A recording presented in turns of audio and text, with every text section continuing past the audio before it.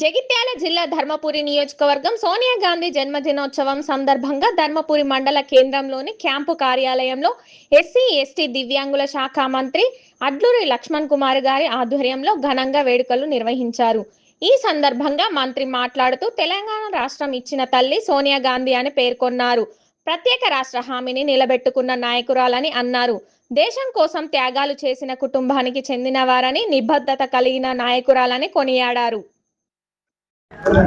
అఖిల భారత కాంగ్రెస్ పార్టీ నాయకురాలు శ్రీమతి సోనియా గాంధీ గారి యొక్క జన్మదిన వేడుకలు ధర్మపురి నియోజకవర్గ ధర్మపురి మండల కాంగ్రెస్ పార్టీ ఆధ్వర్యంలో మన గొప్పగా ఈరోజు ఆ తల్లి తెలంగాణ ఇచ్చిన తల్లి సోనియమ్మ తల్లి భారతదేశ ప్రధానమంత్రిగా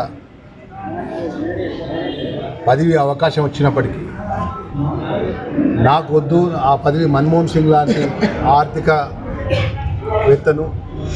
ప్రధానమంత్రిగా కుర్చీలో కూర్చున్నటువంటి సోనియమ్మ తల్లి.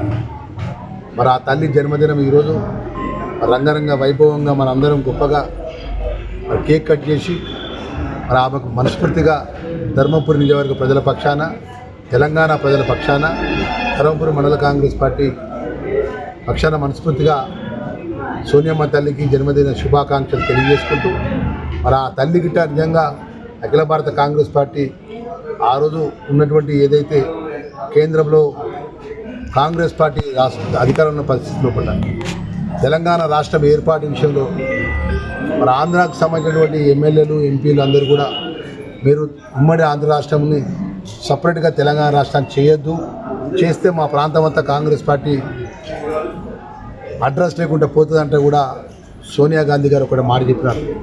నేను తెలంగాణ రాష్ట్రంలో కరీంనగర్ జిల్లా బహిరంగ సభలో నేను తెలంగాణ దానిలో భాగంగా ఏదేమైనా కూడా తెలంగాణ ప్రజలకు ఇచ్చినటువంటి మాట నేను అమలు చేస్తా, తెలంగాణ రాష్ట్రాన్ని ఇస్తా అని చెప్పి ఇచ్చిన తల్లి ఆ తల్లి.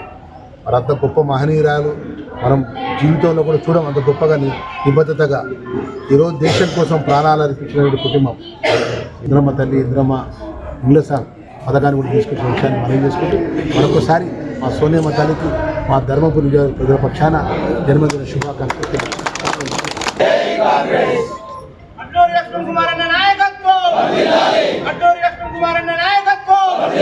రేవంత్ రెడ్డి గారి నాయకత్వం, జై కాంగ్రెస్.